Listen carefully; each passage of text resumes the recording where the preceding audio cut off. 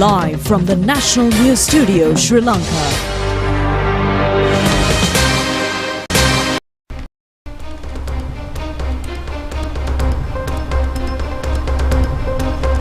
Bringing you the news from Sri Lanka and across the world, it's your national news broadcast on Sri Lanka Rupavahini Corporation. I'm Siobhan Pereira. A very good evening indeed. I'm Sharifa Tahir. Let's take a look at the headlines.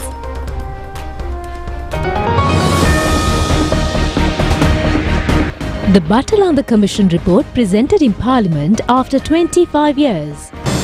The President focuses attention to consolidate and develop the manufacturing industries in fruitful manner.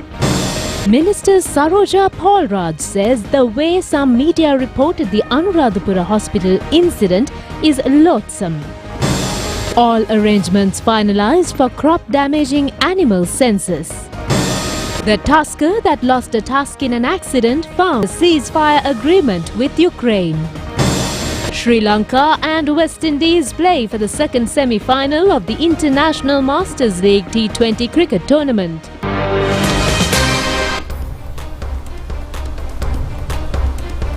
We move on to those and other stories in detail, taking a look at local news first. The report of the Batland Commission was presented in Parliament today by Minister Bimal Ratnayaka.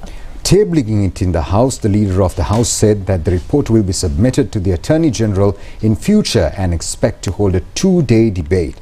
It is significant that the report of the Batland Commission presented in Parliament is after 25 years.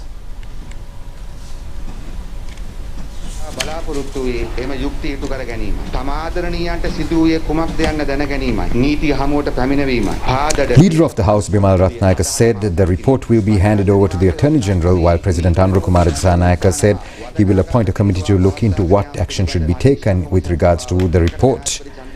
Minister Ratnayaka also said a two-day debate will be held on the Batland Commission report. Additionally, the Batland Commission report will be made available in Sinhala, Tamil and English, and printed copies will be provided for the perusal of members of Parliament and the public. There are 28 evidence volumes related to the Commission, which will be produced, revealed the Leader of the House. In the statement at the Parliament, the Minister revealed the history of the Batland Commission and the fate of its report. In 1994, Chandrika Bandaranaike Kumaratunga was elected President of Sri Lanka, ending 17 years of United National Party rule. One of her key election promises was to seek justice for the human rights violations, murders and disappearances that occurred during the 1988-1990 period. Upon assuming office, President Kumaratunga established the Presidential Commission of Inquiry on September 21, 1995 to investigate these incidents. This commission, known as the Batland Commission, was tasked with examining the illegal detention, torture, assassination and disappearances of individuals at the Batland Housing Scheme, which was under the purview of the State Fertilizer Manufacturing Corporation. It was also tasked to identify those accountable and make the necessary recommendations. The commission was chaired by the Court of Appeal Judge D. Jayavikrama, with High Court Judge N. E. Dissanayake serving as a member. A team of police officers was appointed to assist with the investigation, and the Attorney General's Department provided legal support, leading the evidence in the presence of the Commission. The tenure of this Presidential Commission of Inquiry was extended on 12 separate occasions. After nearly 3 years of gathering evidence, the Commission submitted its report to President Kumaratunga on March 26, 1998. Despite being submitted to the then President Chandrika Bandaranaike Kumaratunga, the recommendations of the Batland Commission report were never implemented. After a silence of over 25 years, the National People's Power government officially tabled the report in Parliament.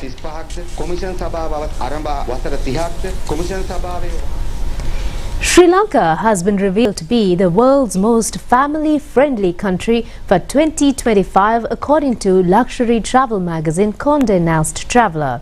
A new report by Condé Nast Traveller has crowned Sri Lanka as the best country for families to relocate to in 2025. The Condé Nast Traveller, the island nation achieved an impressive score for its education system and a low annual childcare cost of $354.60 per year. The magazine named the country one of the favorite places to go for multi-gen mega trips in 2025 due to its welcoming nature, focus on outdoor activities and family-friendly Sri Lankan hotels with traditional hospitality.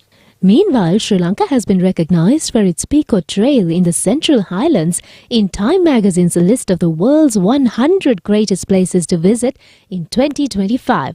Audrey Foon, in an article to the Times magazine, has described the Pico Trail as offering hikers an intimate look at Sri Lanka's diverse landscape and tea-entwined history.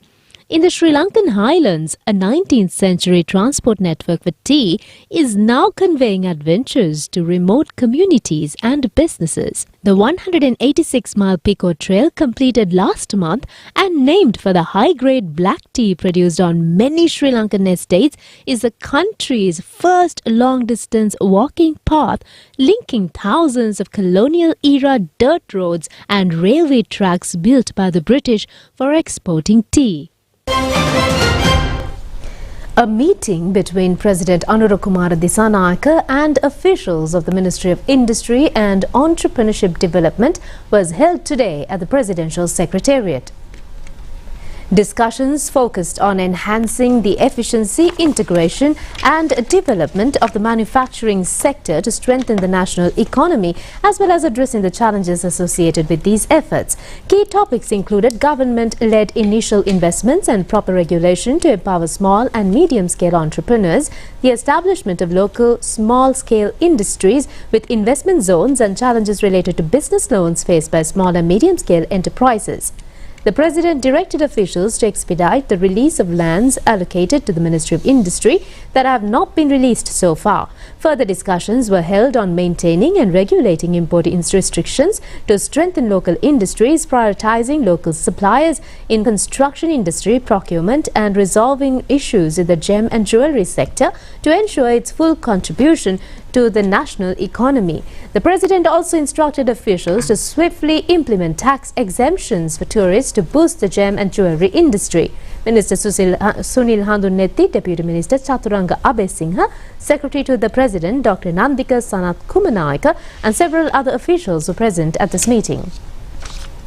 Director of Polonnaru District General Hospital UI Karunaratne has been appointed to cover duties of the Director of Anuradapura Teaching Hospital. The appointment has been made by Secretary to the Ministry of Health, Consultant Dr. Anil Jasingha.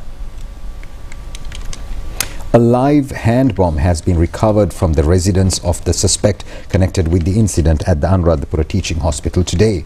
The bomb has been recovered when search operations were conducted at his residence in Galneva.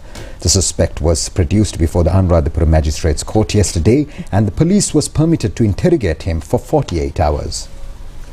Minister Saroja Savitri Palraj says that the way some media reported the Anuradapura hospital incident is very loathsome. Addressing the Parliament, she said that it should be investigated on how statements made by the victims to the police and courts are published in the media.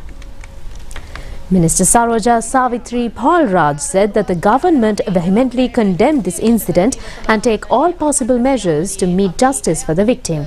All steps from arresting the culprit to bringing him before courts are conducted impartially. She faced this tragedy not because she is a doctor but because she is a woman. Earlier, several females were subjected to such harassments. The incidents of child Saya Sadhav, the young woman killed at the Negombo Hospital, and Vidya Shivaloganathan's incident in Jaffna faced such tragedies. For all these victims, justice should be given. We should make this incident to achieve justice for all such victims. However, some media reported this incident in a very loathsome manner. The way they reported this incident is also a harassment to the victim. It is obvious that in reporting sexual crimes, some media attempt to harass the victim again and again. Such an incident should be reported in a very ethical manner without exposing the victims to the society. The evidence recorded by the police should not be reported again via media. This can be branded as ugly reporting. As the general public, we have serious responsibility to regulate media. Required laws should be enforced to regulate media institutions acting beyond their limits. People expect at least minimum ethics from the Sri Lankan media institutions. It should be investigated on how the statements made by the victim to the police were re-reported in the media. Even the media minister had to request the media institutions not to reveal her identity. The government requests the public to be vigilant over the behavior of some media institutions.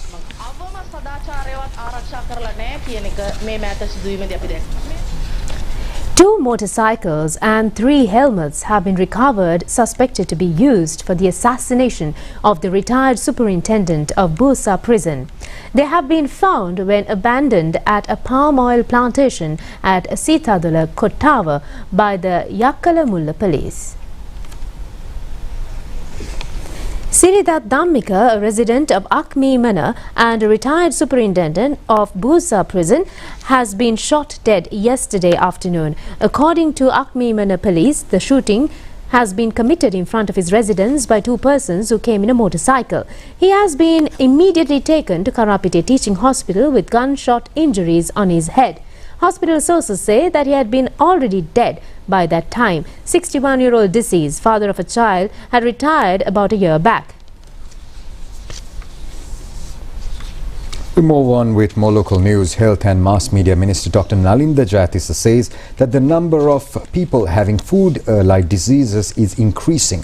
Participating in a program held in Colombo today, he stressed that it is a challenge to the country at present.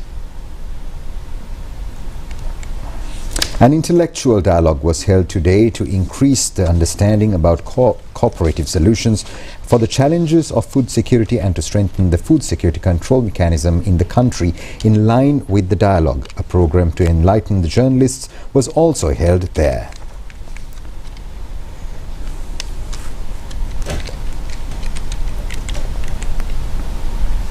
Looking ahead, we must commit to establishing a centralized food safety authority to streamline food safety governance, promoting sustainable and organic food production to minimize exposure to harmful chemicals, strengthening cross-border collaboration with international bodies such as WHO and FAO to adopt best practices in food safety, harnessing data and AI for food safety monitoring to detect and prevent food safety risk in real time. The road to achieving a comprehensive, reliable and resilient food safety system requires commitment, coordination and sustained effort. As we embark on this journey, I urge all stakeholders, government agencies, the private sector, researchers and consumers to join hands in making food safety to top priority. Together, let us create a healthier and safer Sri Lanka where every citizen has access to food that is not only delicious but also safe and nourishing. You are aware that this country has been seeing various iterations of the food policy. I think 2008 something was done, 2019 something was done,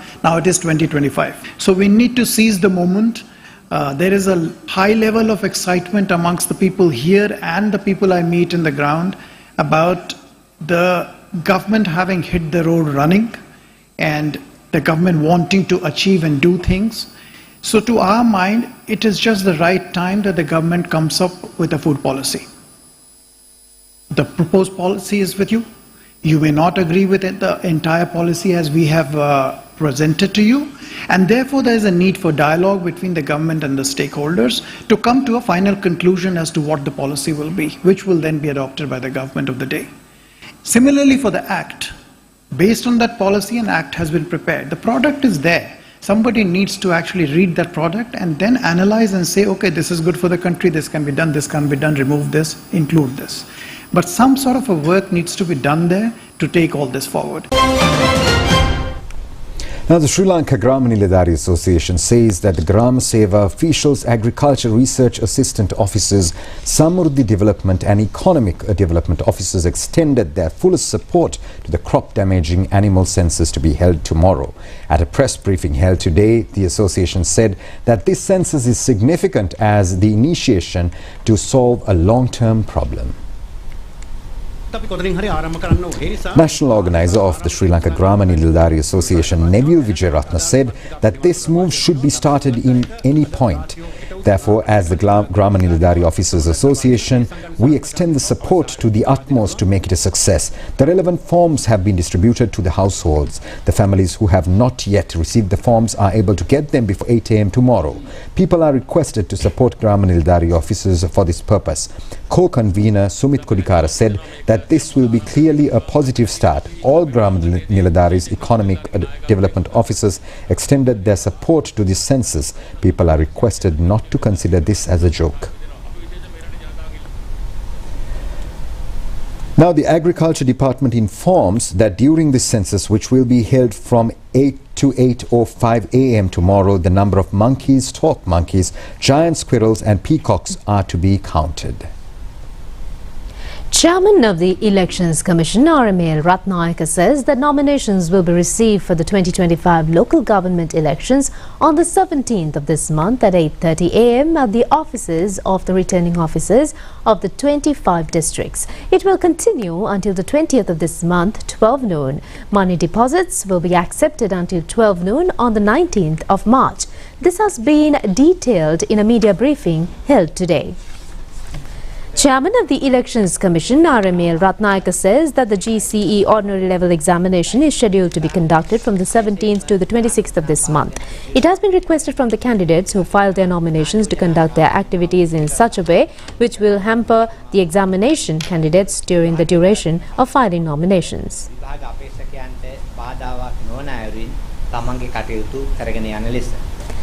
National People's Power and Sri Lanka Podajana Peramuna made their money deposits today for the local government election in Gampaha district at the district additional election commissioner's office. Deputy Minister Mahinda Jayasinghe led the money deposit for the National People's Power. Deputy Minister Mahinda Jayasinghe said that even if the others join together, the people of the country are with the present government. Although the reactionary forces try their best, the people will stay with the National People's Power. This has been evident by the cooperative elections held recently, where the NPP won in all elections. Sri Lanka Podajana Peramuna made their money deposits for Gampaha district with the participation of district group leader, former Minister Indika Anuradapura. Money has been deposited by the group of candidates contesting from the Sri Lanka's People's Party from the Kurunegala Municipal Council in the 2025 local government election under the leadership of the former Parliamentary and party leader Asanka Navaratna today. Money deposits have been made at the Kurunegala election office. An elephant that suffered a broken tusk after being hit by a lorry on the Habarana Maradan-Kadawala road recently was found this morning near a tank in Labunoru area in the Thirappane Divisional Secretariat. The elephant met with an accident at about 6 a.m. last Friday at Galapitamada area along the Habarana Maradan-Kadawala main road. Since then, the Wildlife Conservation Department started research operations to trace the animal. Later, a team of police STF officials also joined the mission. They conducted search operations in the Ritagala Forest Reserve and surrounding areas under the information received by the people of the area. Heavy rain disturbed the operations for several days. However, the wildlife and STF officials continued the search operations. Meanwhile, they started operations at 4 a.m. today in the Labunoru area. Wildlife officers had discovered the injured animal resting near a tank earlier today. In an inquiry made by the National Television, Acting Director General of the Wildlife Conservation Department, Ranjan Marasinghe said that the Pandulagama Wildlife Veterinary Unit is set to provide the necessary medical treatment for the elephant.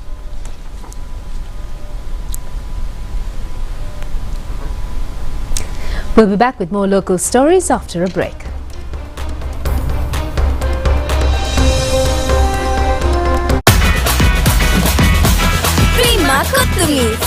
ලස්සන පන් ලෝකේ කොත්තුමි සර විහිදේ හිත් එක සිත බැඳා final fashion අපේ හිත් එක බදේ පොටේ hot and spicy guess මාතේ රසේ ප්‍රීමා කොත්තුමි ෆන් තමයි. Live from the National News Studio, Sri Lanka.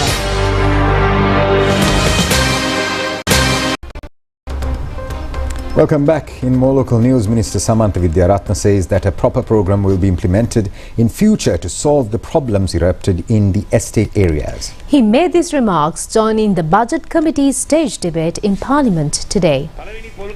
Parliamentarian Gayantha Karunathilaka said that the maximum price of coconuts in history has been reported these days. Minister Samantha Widiaratna said that if a coconut tree is manure, at least a period of 1.5 years needed to get results. If we put fertilizer to a coconut tree today, we cannot have a huge harvest in 3 months. During the Minister Salinda Disanayaka's period, they started a company named Hiriyala Agrarian Company and started 76 acres of coconut cultivation. Today, the former minister is no more. However, his wife is entertaining the benefits of this coconut cultivation. Former President Mahinda Rajapaksa has also signed a letter to provide 21 acres of luscious coconut cultivation from the Kurunagala Plantation Company to a close friend of former Minister Arundika Fernando. How can we save the country in this manner? A shooting had taken place at the Aralia Gasteka junction in the Ambaralua of the Valivaria Police Division last night. Now, according to the police, one person injured during the shooting has been admitted to the Gampaha hospital. A correspondent said that the shooting has been done targeting a person driving a vehicle. He was a resident of the Udugampola area, aged 26 years. Initial police investigations have revealed that the shooting has been done by two persons who came in a motorcycle, and a 9mm pistol has been used for the shooting. No information has been revealed so far regarding the suspects. 3 investigation teams, including the Valivaria police, have been engaged for their arrest. And we'll be right back with some foreign news right after this short break. Don't go anywhere.